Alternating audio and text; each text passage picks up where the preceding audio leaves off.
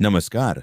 सभी पेंशन भोगियों का हमारे मंच पर एक बार फिर से बहुत बहुत स्वागत है। दोस्तों, आज के इस वीडियो में हम आप सभी के लिए पेंशन, ईपीएफओ और कर्मचारियों से जुड़ी कुछ बेहद जरूरी अपडेट्स लेकर आए हैं। इन मुद्दों को लेकर आजकल काफी चर्चाएं चल रही हैं। अलग अलग माध्यमों से तरह तरह की बातें सामने आ रही हैं। इसलिए इस वीडियो के जरिए हम आधिकारिक आंकड़ों और मिले हुए नए अपडेट्स के आधार पर बेहद आसान शब्दों में सही जानकारी आप तक पहुंचाएंगे। अगर आप ईपीएस 95 पेंशनर हैं, किसी प्राइवेट कंपनी में जॉब करते हैं, आपका पीएफ अकाउंट है या आगे चलकर पेंशन और पीएफ नियमों का फायदा लेना चाहते हैं, तो यह खबर आपके बेहद काम की है। इसीलिए इस वीडियो को शुरू से अंत तक पूरा जरूर देखें।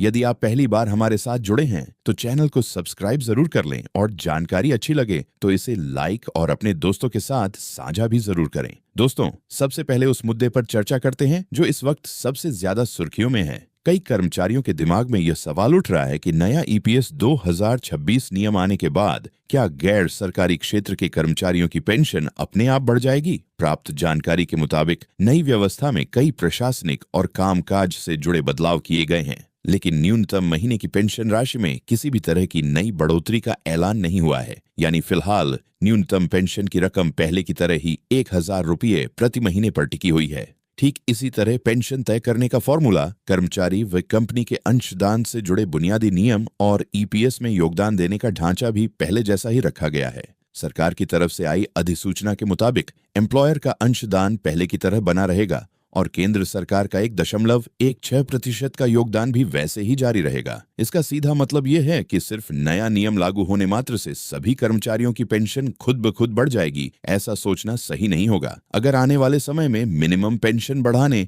या किसी अन्य आर्थिक फायदे से जुड़ा कोई अलग सरकारी फैसला आता है, केवल तभी उसका असर पेंशन की राशि पर नजर आएगा। इसलिए कर्मचारियों और पेंशनर्स को यह समझना बहुत जरूरी है कि व्यवस्थागत सुधार और पैसों की बढ़ोतरी दो बिल्कुल अलग बातें हैं। इस नई व्यवस्था में एक बड़ा बदलाव पेंशन क्लेम प्रोसेस को लेकर सामने आया है।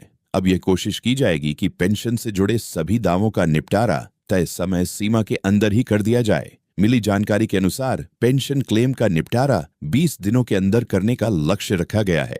यदि दी गई समय सीमा का पालन नहीं होता है तो तय नियमों के मुताबिक देरी होने पर ब्याज से जुड़े नियम लागू हो सकते हैं। इसके साथ ही पूरी प्रक्रिया को पहले से ज्यादा डिजिटल और ऑनलाइन बनाने पर खास ध्यान दिया गया है। इसका मुख्य मकसद यह है कि कर्मचारियों और पेंशन धारकों को बार बार दफ्तरों के चक्कर न काटने पड़े, कागजी काम जल्दी पूरा हो और अप्लाई करने, वेरिफिकेशन करने तथा पेमेंट पाने जैसी सेवाएं ज्यादा पारदर्शी और आसान बन सकें। जानकारों का भी यही मानना है कि इन बदलावों का मुख्य उद्देश्य सिस्टम को मॉडर्न, तेज और डिजिटल बनाना है, जबकि पेंशन से जुड़े ज्यादातर मुख्य नियम पहले की तरह ही रखे गए हैं। अब बात करते हैं ईपीएफओ की विश्वास 2026 योजना की, जिसके बारे में काफी अहम जानकारी सामने आई है। यह स्कीम मुख्य रूप से उन पुराने विवादों को सुलझाने के लिए शुरू की गई है जिनमें कंपनियों द्वारा पीएफ का पैसा जमा करने में देरी हुई थी और जिसकी वजह से आपसी विवाद, कोर्ट कचहरी या पेनल्टी जैसी स्थितियां बन गई थीं। श्रम मंत्रालय के मुताबिक इस योजना के जरिए ऐसे मामलों को जल्द से जल्द निपटाने की कोशिश की जाएगी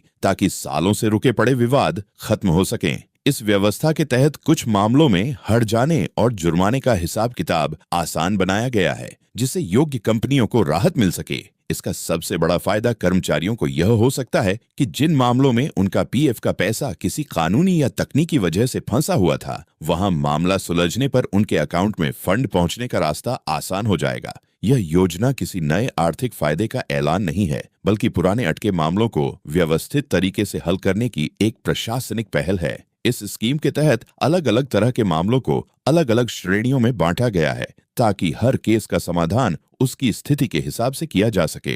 जिन मामलों में जुर्माने या हट जाने के फैसले को अदालत में चुनौती दी गई है, उन्हें एक अलग कैटेगरी में रखा गया है। जिन केसों में अंतिम फैसला आ चुका है लेकिन पैसे की वसूली बाकी है या आधी अधूरी हुई है, उन्हें दूसरी कैटेगरी में रखा गया है। जिन मामलों में सिर्फ नोटिस भेजे गए हैं लेकिन फाइनल ऑर्डर नहीं आया है, उन्हें अलग रखा गया है। वहीं जिन मामलों में अभी तक नोटिस भी जारी नहीं हुए हैं, उनके लिए भी अलग इंतजाम किया गया है। इस तरह मामलों का वर्गीकरण करने से पूरी प्रक्रिया ज्यादा व्यवस्थित होगी और केस जल्दी सुलझने की संभावना बढ़ेगी। इसके साथ ही ईपीएफओ आने वाले समय को ध्यान में रखते हुए एक और बड़े कदम पर काम कर रहा है। असंगठित क्षेत्र के करोड़ों मजदूरों, gig worker, delivery boy, cab drivers, freelancer और छोटे स्तर पर खुद का काम करने वाले लोगों को भी सामाजिक सुरक्षा के दायरे में लाने की कोशिश की जा रही है। इसी मकसद से यूनिवर्सल प्रोविडेंट फंड जैसी व्यवस्था पर विचार किया जा रहा है। रिपोर्ट्स के मुताबिक ये एक ऐसी योजना होगी जिसमें बड़ी संख्या में लोग शामिल हो सकेंगे। ये व्यवस्था बनने पर योग्य लोग अपनी सुविधा के हिसाब से लगातार या समय समय पर बचत जमा कर सकेंगे और उस पर तय नियमों के मुताबिक ब्याज का फायदा भी उठा सकेंगे। इसके अलावा टैक्स में छूट से जुड़े फायदे भी मौजूदा नियमों के हिसाब से मिलने की उम्मीद जताई जा रही है। हालांकि यह प्रक्रिया अभी शुरुआती चरण में है और इससे जुड़े अंतिम नियम व लागू होने की सही तारीख सरकार द्वारा जारी होने वाले ऑफिशियल नोटिफिकेशन के बाद ही साफ हो पाएगी। इसी बीच 8वें वेतन आयोग 8वें पे कमीशन को लेकर भी खबरें काफी गर्म हैं। अलग अलग मीडिया रिपोर्ट्स में यह कहा जा रहा है कि कमीशन की सिफारिशों और रिपोर्ट पर सरकार आगे विचार कर सकती है। हालांकि अभी तक कोई अंतिम फैसला लेने या सभी सिफारिशों को लागू करने की कोई आधिकारिक घोषणा नहीं हुई है। इसीलिए कर्मचारियों और पेंशन भोगियों के लिए सबसे जरूरी बात यही है कि किसी भी कयास को सच मानने से पहले सरकार के आधिकारिक ऐलान का इंतजार करें। जैसे ही पे कमीशन से जुड़ा कोई प्रामाणिक फैसला आएगा, उसका असर सैलरी, भत्तों और पेंशन पर किस तरह पड़ेगा, उसकी तस्वीर पूरी तरह साफ हो जाएगी। कुल मिलाकर आज मिली जानकारी से यही समझ आता है कि ईपीएस 2026 के तहत फिलहाल मुख्य रूप से व्यवस्था सुधार, डिजिटल प्रोसेस, समय पर क्लेम निपटाने और ऑनलाइन सुविधाओं को बेहतर बनाने पर जोर दिया गया है। मिनिमम पेंशन की राशि में अभी कोई नई आधिकारिक बढ़ोतरी नहीं की गई है। वहीं विश्वास 2026 योजना का मकसद पुराने पीएफ विवादों को तेजी से निपटाना है ताकि हकदार कर्मचारियों को उनका अटका हुआ पैसा जल्द मिल सके। इसके साथ ही अनऑर्गेनाइज्ड सेक्टर और गिग वर्कर्स को सोशल सिक्योरिटी देने की दिशा में भी अहम तैयारी जारी है, जो भविष्य में लाखों लोगों के लिए फायदेमंद साबित हो सकती है। जैसे जैसे सरकार और ईपीएफओ की तरफ से नए आधिकारिक आदेश आएंगे, उनकी एकदम सटीक और प्रामाणिक जानकारी हम सबसे पहले आप तक पहुंचाते रहेंगे। इसीलिए हमारे साथ जुड़े रहिए।